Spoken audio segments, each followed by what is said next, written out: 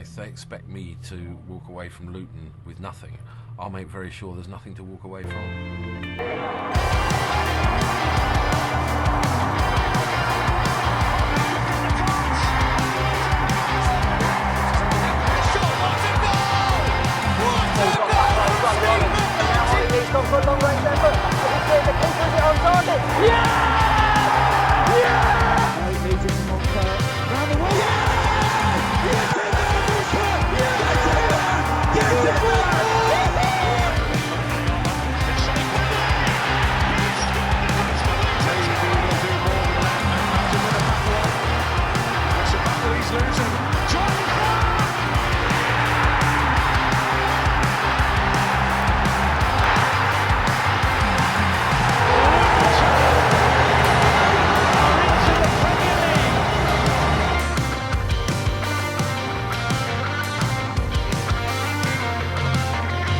Hello and welcome back to the Oak Road Hatter podcast. I'm Billy Muddy, today joined by Dylan Bundia and Kieran Robertson. Dylan, it's your return. How are you doing? I feel like every pod is my return. Yeah, it's good to be back. I mean, I was only here about 2 or 3 weeks ago, so it's not been that long. But yeah, no, good to be on. Good to be on. You know, it's probably because we do these twice a week now, so it actually feels probably double the time, even though it was 3 or 4 weeks ago, whatever it was. Kieran, how are you? Yeah, not bad. I mean, to echo sort of what Dylan was saying, honestly, like when I miss one pod, it feels like 3. And then I listen back and I go, oh my God, I don't hear my own voice. Like it's really weird at first. But yeah, living the dream. Happy to be here. Happy to talk about our 3 points that are pending. So go on then, let's get into it. Dylan, it was Liverpool Sunday. It's Manchester United on Saturday. It's all right being in this Premier League. Yeah, I mean, you could, I guess, well, Andros Townsend's reaction was pretty much summed it up, didn't it? I mean, he's like, bloody hell. But yeah, no, it's good. It's good. I mean, I remember I unfortunately couldn't make the game on Sunday. I had a game I was at, one of the teams I was coaching, and yeah, on the way back, on the way there, sorry, or at some point checking the lineup and seeing Van Dijk, Konate, Trent Alexander-Arnold, McAllister, Szoboszlai, or however you say his name, Nunez, and thinking, what? Like, and then seeing Lockyer, and it's like, no disrespect to Lockyer, but it's like, how has this happened? Like, so yeah, no, it's good. Enjoy it. You know, we've got to be here for the ride, and we're more than competing. So yeah, it's good fun. Let's stay here for a while.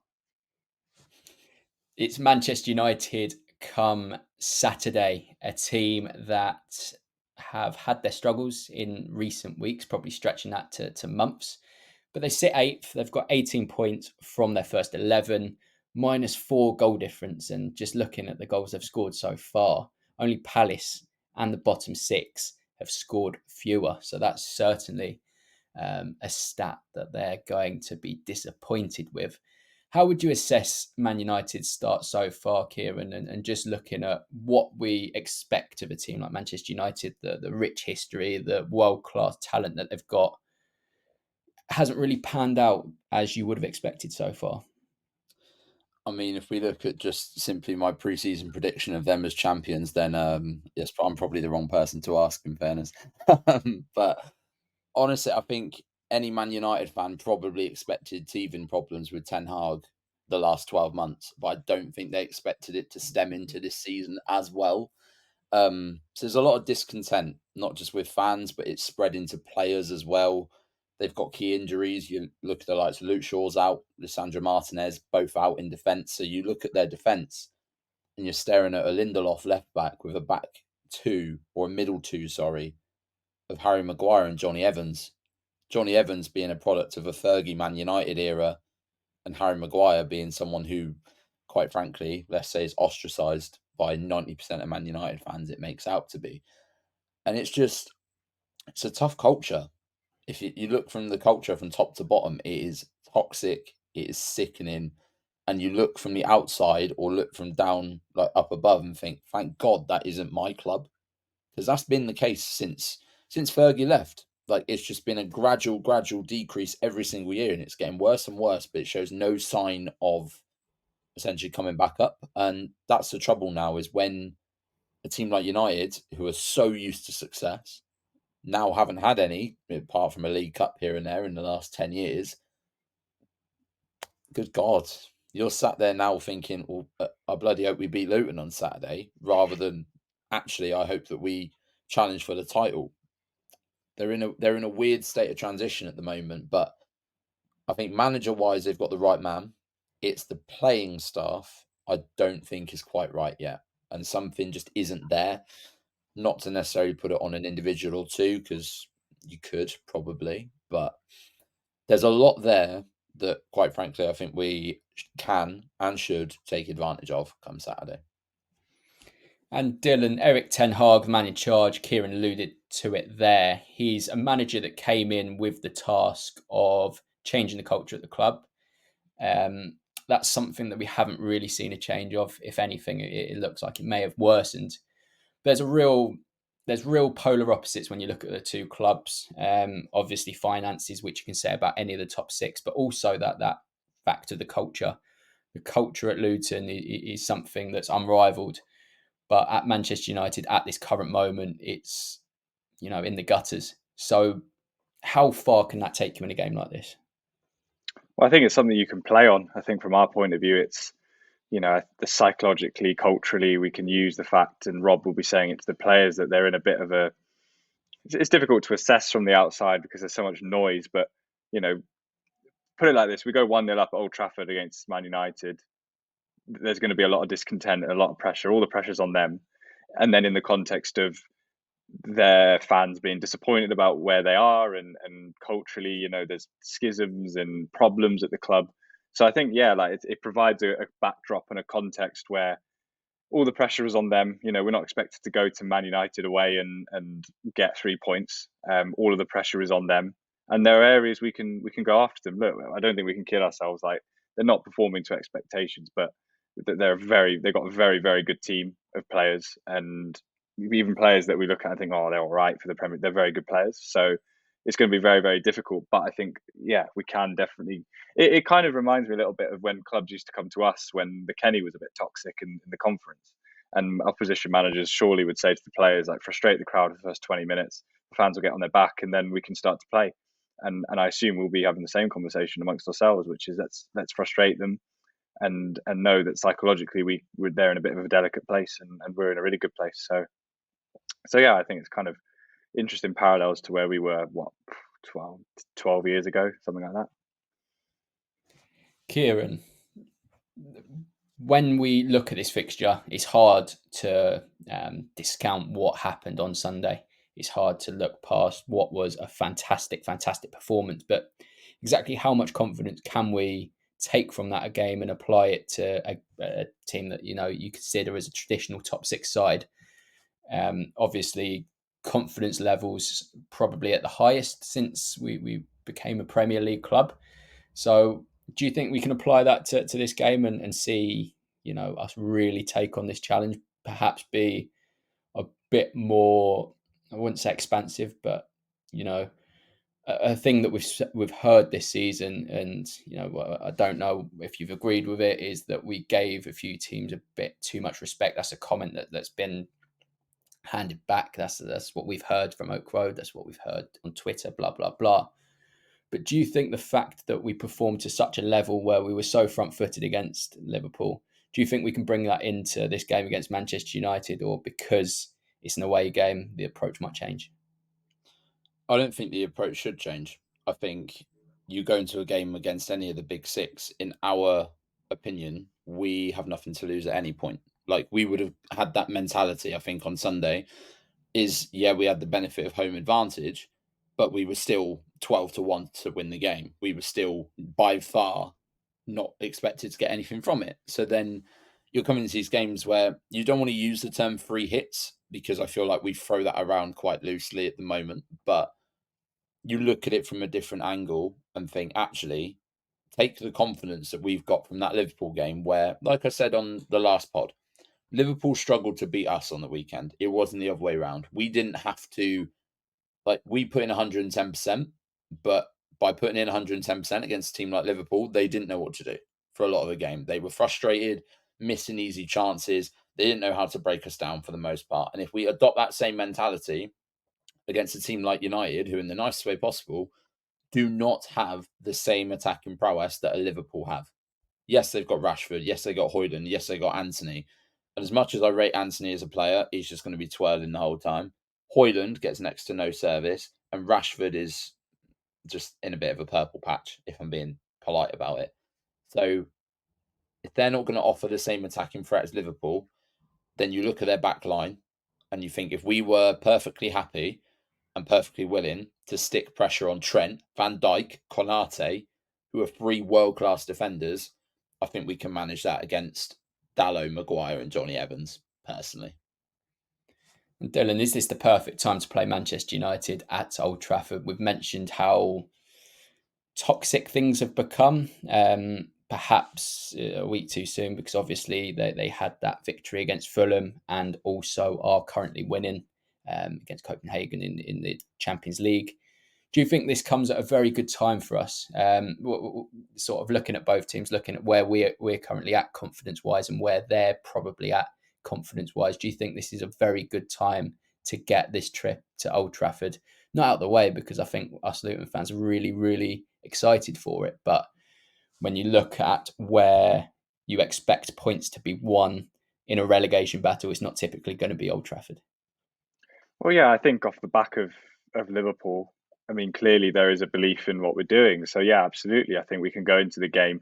I think it is very difficult if the game goes against Liverpool, as you know, most onlookers would expect, in terms of Liverpool probably having a lot, like probably not blowing us away, but you know, eventually their quality really showing and against ours. So you know, I think yeah, there's a real confidence. There'll be a natural kind of continuation from the Liverpool game. I wouldn't be surprised if the team is the same, or maybe one change, or who knows. I think it'll be very similar. I think the game plan will be very similar, and I think yeah, like in terms of what Kieran was saying around being front-footed, I think it was really clear that we were a lot better the weekend. Not necessarily, we pressed higher in moments, but I think what was really good was what we did when we won the ball back. And Rob mentioned it in his post-match. Like we didn't just we had to look after it, because if you keep winning the ball back and giving it away against good teams, they'll open you up, and that's where you're most open at the moment you win the ball back. So we were so much better at that moment, and that is probably the most important moment of the game for us right now. And I think in terms of the confidence to execute that, we did it well against Liverpool, and I think Barkley was outstanding at that. So yeah, we'll take those kind of principles and the things that we've clearly looked at and improved on, and take that to United. And then yeah, like we've spoken about, United are in a delicate place. I mean, they've obviously won tonight. They're winning right now, and they beat Fulham in stoppage time, I think it was. But at the minute, yeah, like I think there's just pressure on them, regardless of kind of recent results, when they play a team like Luton, in inverted commas. Kieran, coming back to you, we often go through a lineup prediction, but I'm going to scrap that tonight, because I think we can all be quite certain that we're expecting to see a very similar team up at Old Trafford come Saturday.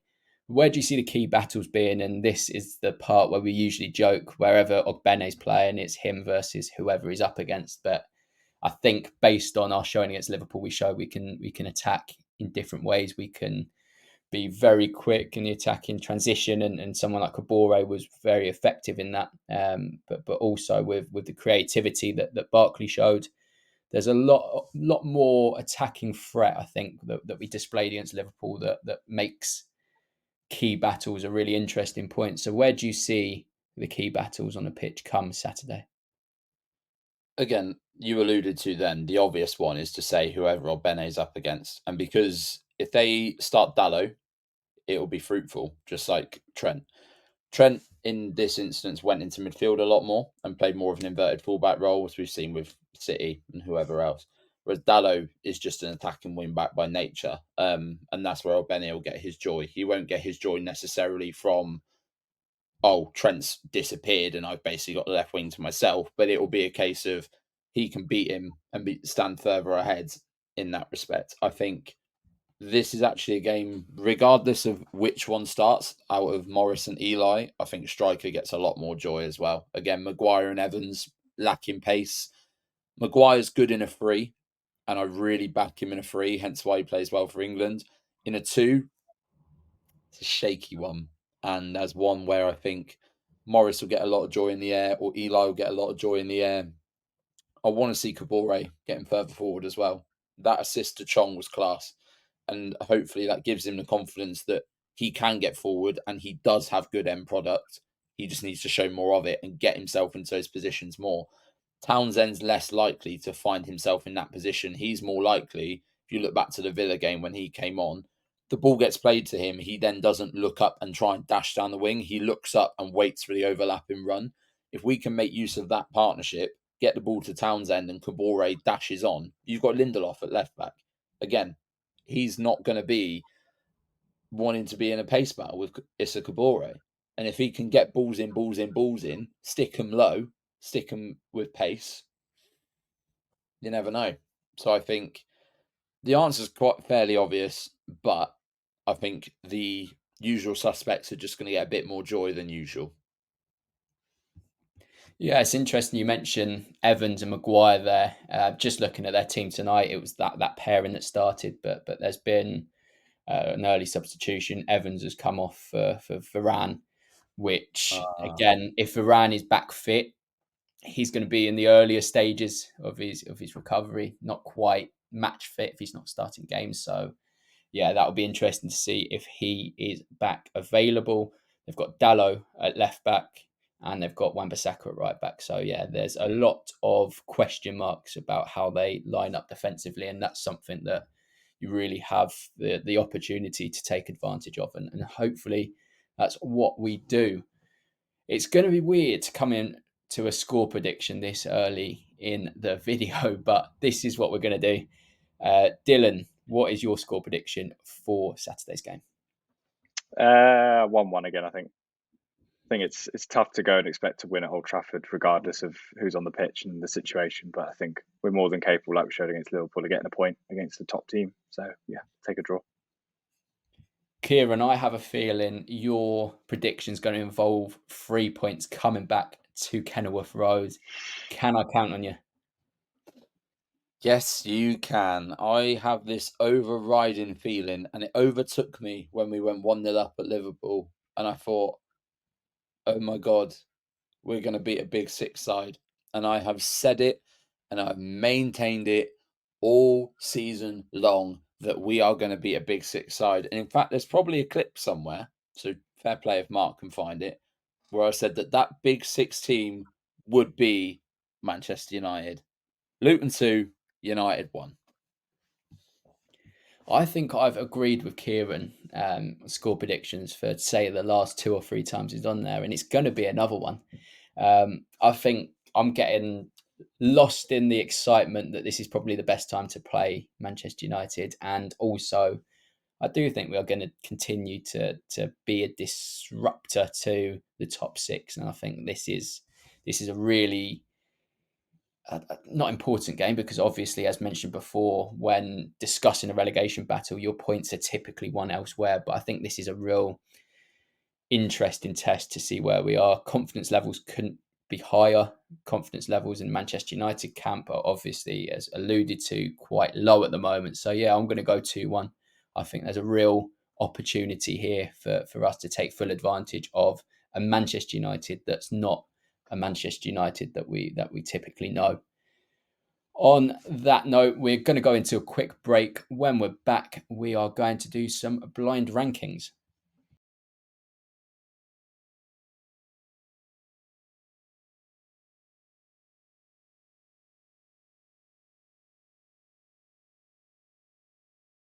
We are back for part 2 of today's episode and doing something completely different here. We are doing some blind rank lists. We've got a few lists. Kieran and Dylan don't know what's coming up and they could be exposed as frauds. But I'm sure they won't. I'm sure they'll nail it. So in terms of how this works, if you haven't seen how blind rank lists work before, we will have a topic. I will one by one put forward 5 different answers, and they have to rank them without knowing what's coming next. I think you'll get it as we go on. That might not have been the best explanation in the world, but here we are. We're starting with Luton seasons. So the seasons that we've got here range from, I'd say, over the last 15 years. That'll be your only hint. I won't give you any more hints after that. And we will start with the 2013-14 conference promotion winning season. And I'll come to you first, Kieran. Where would you rank that? I'm trying to kind of assume. I'm trying to work out how I should rank this, right? Because in terms of, there's already an answer that I probably know and would assume is going to come up that would take number one. But because of the sentiment behind the season, and I feel like if we didn't go up in this season, it's like the butterfly effect, that the next 10 years wouldn't have happened. So, number two for me. Dylan, what about you? Are you going to Yeah, go yeah. for number two? Yeah, I thought about 3 as well, because obviously the League One season where we went up. But no, I agree. I think that was special in a unique way. So yeah, 2. Agree with that. Okay, next on the list, we have the 2008-2009 relegation season. Sound. Dylan, I'll switch it up and come for you first. Well, obviously that's 5, mate. So nice and simple. Kieran, what about you? Yeah, it's a bittersweet one, isn't it? Because it's crap getting relegated out of the league, but also JPT win, and that was pretty fruity. But yeah, I feel like the sensible answer is number 5, to be honest, because as positive as it was at the end of it, everything else was pretty shit. So number 5. Okay, for the next one, we have got the 2019 League One promotion. And Kieran, this is back to you for first. It's got to be 3, I think. Like, as record-breaking as that season was, it still doesn't hit the same as the conference winning season at all. And I don't know why. I think maybe just because that was still at a period where I wasn't going to as many games as what I am now. But I'm going to go number 3 because, again, monumentous achievement, record-breaking season, obviously has led, just part of the next chapter led us to where we are now, but not as good as the conference, in my opinion. So 3, sensible answer. Fair enough. And Dylan, are you also going for number 3? Yeah, I'll go with 3 as well. I think the fact that that's number 3 on the list just sums up that we've probably had a pretty good decade. So yeah, given how well we played that year, we were absolutely ridiculously good. Even after NJ left, we were unbelievable. So yeah, 3, which feels a bit weird, but I think it just sums up we've had a pretty good decade. Yeah, I think this whole list sums up that it's been absolutely manic supporting Luton Town over the last sort of 10, 15 years. Let's go to our fourth one. And we've got spots 1 and 4 open for both of you. This is the 2011-2012 season where we lost to York City in the playoff final. See, is that worse than relegation? I was thinking about that when the relegation season came up, because I know we went down, but was that worse than when we went down? Oh. I mean, it has to be 4, obviously, but I would be, if it came up before, I'd be tempted to put that as 5 and the relegation season as 4, because that was awful. That was a terrible year. That was yeah, God. I would have to wholeheartedly agree, obviously, because I have to put it in 4th.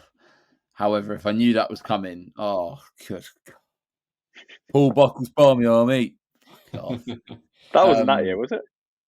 No. Was that Paul Buckle year? It was. Yeah. Was it? God, you knew second guess. Well, we lost at Wembley. Yeah. Yeah, it was Buckle, wasn't it? But just, as you can imagine, I don't think I've experienced pain like that at a football game before. And then having the benefit of, or not so benefit, I should say, of then seeing it back afterwards and going, hang on, he's a million miles offside. And we just couldn't get back in the game. It's irritating. And then having Jason Walker do his cardboard sign as well. Like, at the time, you were thinking, you fucking wanker. But now I can laugh at you, you twat. Love it. Anyway, 4th, I guess. Annoyingly. So here we have left that number 1 spot open. There's an evident season that would make this list pretty much as true as it could He's not possibly put it in, be. has he? Is it going to be that season? The last one we have is the 2022-23 championship winning, championship playoff winning season that earned us promotion to the Premier League. Of course, for both of you, you've left number 1 open, so that is where it goes. Let's move on to list number 2, and I've labelled this biggest villains. And just for a bit of context before we go through them all, this could be a person that plays football, person that played football, a group of people, a person that doesn't necessarily play football. I've left it quite vague. And starting with Garth Crooks.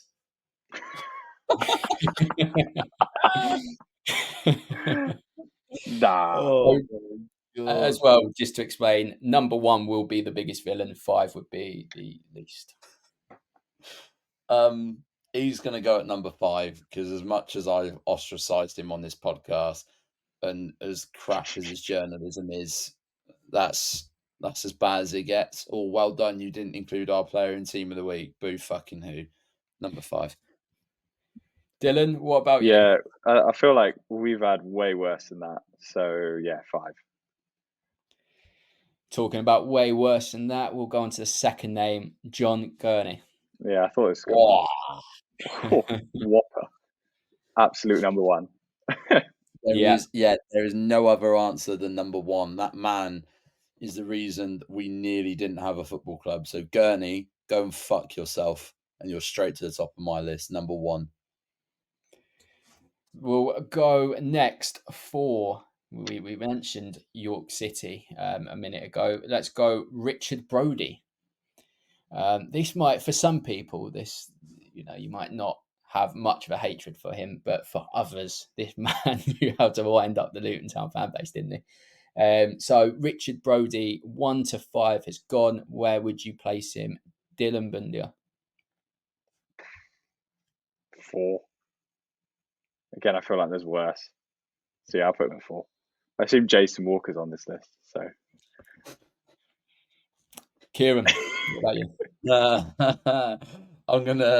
I'm also gonna sit at number 4 as well. I think in terms of relevancy to my annoyance, I wouldn't really put him that high up. Like, yeah, he rattled us a few times, but you know what?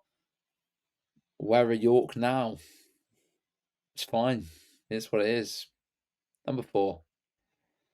And sticking on this heavily themed York City debate, there's there's 2 more names on the list, but one of them has to be Jason Walker. So, Kieran, where is Jason Walker? 2 or 3? I'm going to go number 2 because not just for his rest in peace Luton sign and his antics in a York City shirt, but his antics in a Luton shirt as well, because boy, oh boy, he remembers that Panenka at Wimbledon. Oh dear, oh dear. Just his contribution for us was, I'm going to keep it PG, lackluster. And then in big moments, he bottled it and then went to York. Didn't really do anything of note. And then put a rest in peace Luton sign up like he was a dog's bollocks. Just a weird guy, isn't he? Like, you do you, man. But for his lack of contribution in the Luton shirt and him just being an all-round, just a prick, 2. We'll stick him up there. Dylan, are you again going to agree with Kieran in the number 2, or are you going to risk it? Yeah. 2. I think. Yeah, he's not what's the word? He's not endeared himself. Is that a word? I don't know. I know what you're trying to say. Yeah. Yeah, I don't know why the word slipped. He's not. He doesn't have much love from Luton fans. We'll put it like that. So yeah, 2. And then the last name on the list is the FA. Oh, I've got to be careful here. Well, it's just the Luton. It's Yeah, just the Luton context, of course. The FA, not sung about in the most positive of lights, keeping it as say not PG, but keeping it as neutral as possible. Let's go on to list number 3, and this is it's one to pick up the mood after going through some of those villains and reliving some horrible times as a Town fan. This is best Kenny under the lights night. There are some really good ones in there, and we're going to start with the most recent, which was, it was a good night. It was the 1-1 draw against Liverpool, which of course put in our best probably performance since becoming a Premier League club. So Dylan, where would you rank that? I'm just trying to think. I'm trying to think about what the others would be. Yeah, you got to have that one. I'm gonna go. I don't want to put it as it's 2 or 3. I think I'll put it as 3. I'll put it as 3. What about you, Kieran? 1, at the risk of you catching us out, and 2, at the expense of I know there's better, and because 3, we didn't actually win the game. I'm going to put it in 4. Like, yeah, it was a good night. Yeah, Premier League point against Liverpool under the lights, quality. However, I'm going to let that last minute equaliser dampen my ranking, because if we'd have won that game 1-0, yeah, we'd be having a different conversation. But it's a point. I'm not going to get carried away and say it was like an incredible night by any means, but I'm going to put it in number 4. Okay, our first different answer from the pair of you. Let's go to the next one, which was that game in the snow, Portsmouth, 2018-19, Moncur free kick, chaos erupting around Kenilworth Road. Kieran, where are you putting that? So there's a lot of people that are expecting me right now to put this in number 1. I'm going to put it in number 2. And the only reason it's not at number 1 is because I was not physically there. However, I'm going to give you a better anecdote with this. At the time, before dropping out, I started a year at Portsmouth University, funnily enough, in that same season. And I was sat in a living room with 12 other people, 7 of them Portsmouth fans, me, Luton fan.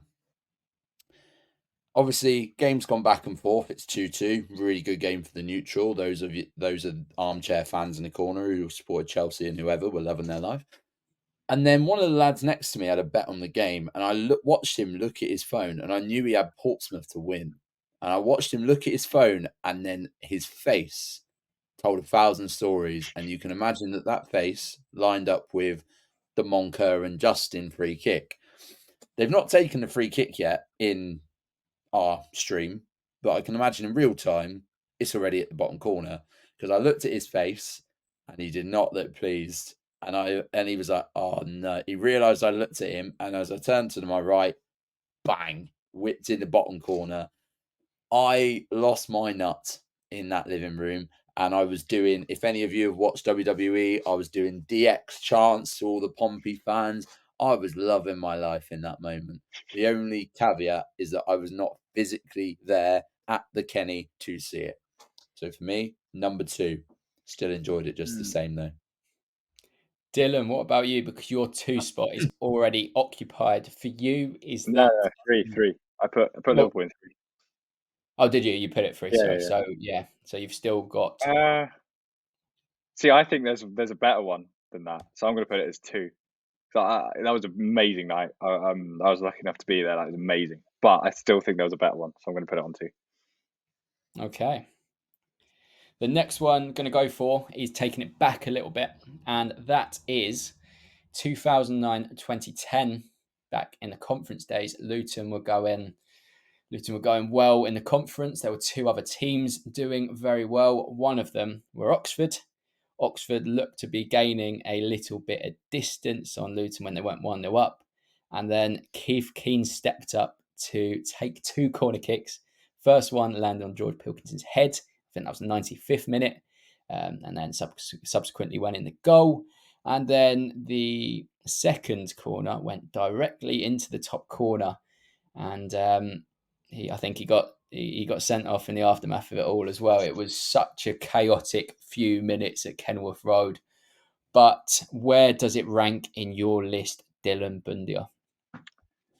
See, I'm regretting putting Liverpool game as 3 now, because I think that would be 3. I wasn't there for that, but my dad was, and he has to this day said that was literally one of the best moments, if not the best moment he's had under lights, and he's been going for years. So it's not 1, and it can't be 2 or 3, so it has to be 4. Unfortunately, I think it should be 3 though. I think it should be above the Liverpool one.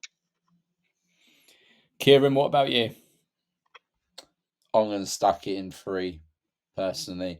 Shout out to Keith Keane, by the way, because up until last year or even the year before, I was signing him on non-league FM saves all the time, and he was bossing my midfields and getting me out the National League with ease. And then he'd end up pissing off to Finland or Sweden or something to live a retirement life. So, Keith Keane, if for some reason you're watching this pod, respect to you, big man, because you're the dog's bollocks on Football Manager 21 and 22. Cheers. On that note, number 3. So, am I right in saying you've both got 2 to 4 locked in? You're both waiting for 1 and 5. Okay, let's move on to the next one, and that is the 22-23 season where we beat Coventry 5-0. Dylan, let's go to you. Oh, that surprised me. That was brilliant. I mean, we were fantastic that night, and we were on a bit of a tricky run. I didn't think we'd won for like 5 or 6 games, but I wouldn't say I'd put that as 5, because I think we were fantastic that evening. But I wouldn't say it's like, I think what defines a night under lights at the Kenny is the sheer intensity of the place, and we were amazing that night. But I wouldn't say that replicates Oxford or any of those other moments that I think might come up in this. So I'd say 5. We were fantastic, but 5. Okay, Kieran, are you also going to agree with number 5? I am, yeah, because the key theme with the rest of the games, I suppose, minus the Liverpool one so far, is they've all had a bit of jeopardy. They've all had something hanging on them. Or, you look at the Portsmouth game and it's like, oh, it's first v second. You said the same thing about the Oxford game, but it's games where they're back and forth, and you're 1 minute you're losing, the next you're up or you're equalising, and it's bonkers. Coventry, am I right in saying we were 4-0 up at half time? Yeah, something like that. That's what I mean. Like, we'd blown them away at half time. And also, fair play to Coventry, because that's a testament of how far they've come in that season, for us to beat them 5-0 and then end up seeing them in the playoff final. Fair enough. Fantastic 5, number 5. Glenn Ray did an absolute job on Gus Hamer that day, by the way. Oh, yes. He did, didn't he? Absolute job on him. I think I messed that up in the description. I said 22. Yeah, it's 21, 22. Yeah. And I just remember that was a game where I was working in the press area, and I just heard grumblings around me that we had a back 5 and then Glenn Ray playing, and people were saying how negative it was. And then it was probably the most fluent attacking performance I've seen from us, in ages. It was fantastic. And as Dylan said there, Glenn Ray had a fantastic game against Gus Hamer, wasn't it? And O'Hare. We knew what they could do through central areas as a team. Coventry, absolutely fantastic. That leaves one spot open, and this game is from the 22-23 season. It is that Sunderland game that got us to Wembley. Again, I think you've both smashed this list. Obviously, both having your number one spot. I think you have smashed it. To be fair, I think you have. I'd swap the Liverpool and the Oxford. If those two swap, then I'd be happy with it. Yeah, but very close again. We haven't had any clangers as of yet. We'll go to the last one, and this one I don't think there's potential for any clangers, but I just think it's a really interesting one. The best free transfers. Luton have used the free agent market very, very well in recent seasons, and you can probably stretch that to the time period we've been talking about over these different lists we've done, stretching to 10 to 15. So let's go with our first one. He was acclaimed to be the greatest free transfer, Jordan Clark. I feel like I am going to take an early stance and put him straight at number one, early doors. I think when you were sort of listing out the premise of this list, for me, you look more at sentiment. You look at sort of the value they brought to the team. You look at the return they brought to the team. And I think even if Jordan Clark hadn't been as good as he has been in the Championship for us, I'd still stick him at number one for one goal only. That's how much that moment was worth to me. And the fact that he is still just generally a very good footballer just adds to it. I think just in this instance, like with free transfers, like it's always a bargain. It's risk-free a lot of the time, depending on wages. And just the return we've got from him, what? Return of investment, 190 million? Yeah. Cheers, mate. Number one. Love you, Jordan. Dylan, are you in agreement? Would you stick Jordan Clark straight into your number one? Yeah, I've just very quickly tried to write a list out, and I think I've got all of them. And yeah, I'd probably I put him at one. I think I'd put him at one. Okay, let's move on to a recent arrival in Ross Barkley. And Dylan, I'll start with you. He's not on my list. Jesus. Now I've got to think about Barkley and Townsend. Well, it's context, isn't it? Because I think if we're like, obviously Ross Barkley is the best free transfer we've made, like from a quality point of view. Like as much as I love Clark and all that, like Barkley's better. But so I think it's so early days. I think from the Liverpool game, he hasn't really he's come in and done really well, but he's done it in a very limited space of time so far, and we haven't seen that sustained because he's not had a chance to. He's only been a few months. So I'd probably put him in terms of impact on the club, if that's the way I want to look at it. Is that kind of the way we're looking at it, or? I left it open for interpretation because obviously with Jordan Clark, we've got a player that's created this meaningful moment. So yeah. All right, we'll do it on that then. And I'd say then Barkley's probably. I'll put him at 4. He's he's number one for quality, obviously. But I think in terms of impact on club, he's just not had an opportunity yet to really impact it because he's only been here a few months and been fit for a few weeks. So I'll put him at 4.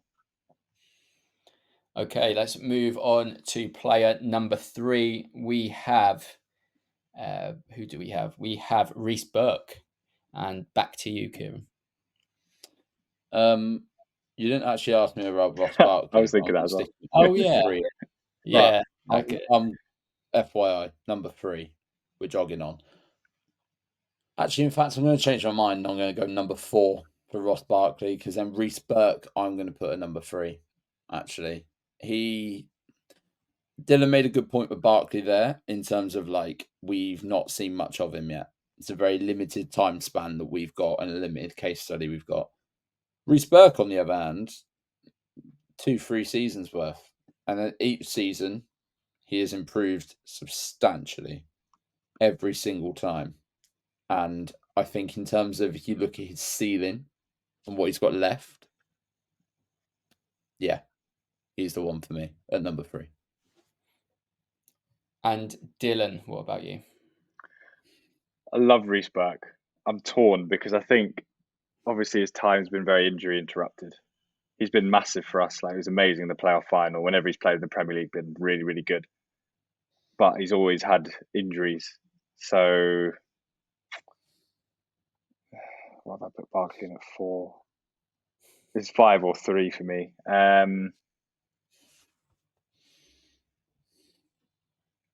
know he will go in at 2, 3, 4. Yeah, I'll put him at 3 because I just think it's, even though he's been injured for chunks, I think his impact to the team has been massive, and he's always done really well. So, yeah, I'll put him at 3. I might regret that, but I'll put him at 3 for now. Let's move on to another current player.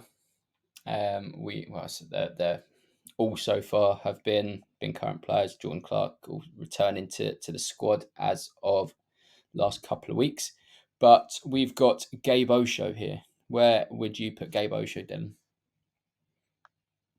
I'll put Gabe at 5. Again, like, he's done amazing, and he's so important, and his performance against Liverpool was outstanding. I think he took a bit of time to grow into things, and I think he's really come on in the last year. I think that's really when we've seen the best of him, which culminated in the playoffs, which culminated in last night. So I think over an extended period of time, it's taken a little bit of time for him to get there, and that was always going to be the case. So I'd put him at 5 just because of that length of time. I think in a year we'll look back and that will be very different. I think it'll be a lot higher, but I think right now probably 5. And Kieran, are you going to go number 5, or are you going to go for that open? I think you've still got number 2 spot open.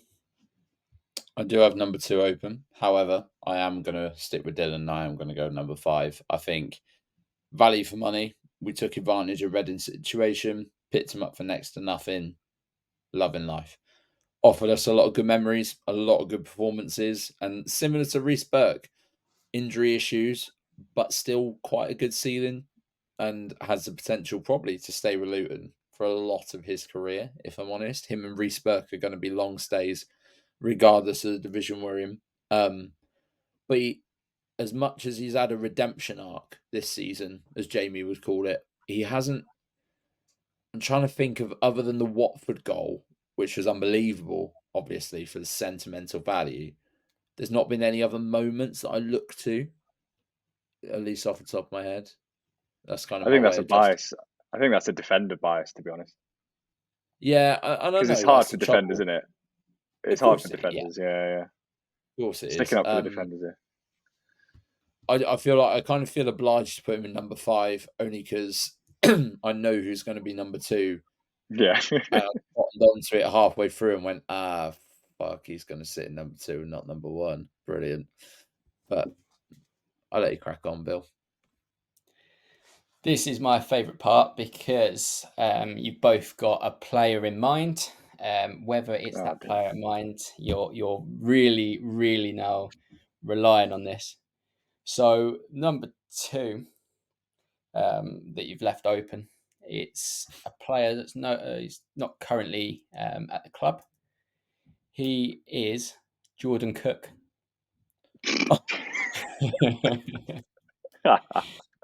Wow, Bill. That's shocking, mate. We're being all nice and sentimental here, and then you throw Jordan Cook out. And there was me thinking, Dylan started talking about 10 minutes ago, and my brain went, fuck, we put Jordan Clark at number 1, and he's not even said Pelly yet. Oh, no. So was that who you were thinking? No, I'm not. Was Pelly definitely a free transfer? Actually, that's a good point. Because I don't think I don't know, but off the top of my head, I think he was still contracted to West Ham. Now, I don't know I don't think it's publicly available about whether that was a fee or it might have been a free transfer with a sell-on or something. But I'm not sure whether he was actually out of contract from West Ham. Jordan Cook. I was thinking Hilts. Oh, wow. Okay. Oh, yeah. I thought too obvious, like Hilts. Shout. Yeah. I'm not sure whether Pelly was a free. It's weird. Yeah, I don't think that's ever been said. It just said he signed for Luton. I don't know if he was out of contract or not. I would love to know, actually, to be quite honest with you. Just for reference as well, where would Ogbene have sat in your list? Or Bennett, probably a 4 or 5. Same principle as Barkley, I think, for me. Yeah, same with me. I think he's obviously, again, in a year will probably be completely different. But I think it's impact. If we're measuring it by impact on club, I think he just needs a bit more time, and in a year he'll be number 1 or 2 or whatever. Yeah. Well, I am glad that I finally managed to catch you up, because you were going through so smoothly through all of those lists. But that is it for today. A big thank you to the pair of you for joining. A big thank you to everyone continuing to watch and listen at home. We've also got the giveaway that is fast approaching. We will announce the winner for the next pod, actually, for the review of the Manchester United game coming up. So keep eyes peeled. If you're not in the draw yet, make sure you are. There's some really good prizes. We've got the 23-24 shirt of your choice. We've got the playoff final CFAX mug, and we've got free Luton prints, A4 size, from the talented Matthew J. Wood. To get yourself in the hat, make sure you're subscribed to Oak Road Hatter on YouTube. Make sure to retweet or share this wherever you see this post, and for an extra entry, tag 3 friends. Until United review, I cannot wait to see how we fare at Old Trafford. It is goodbye from us.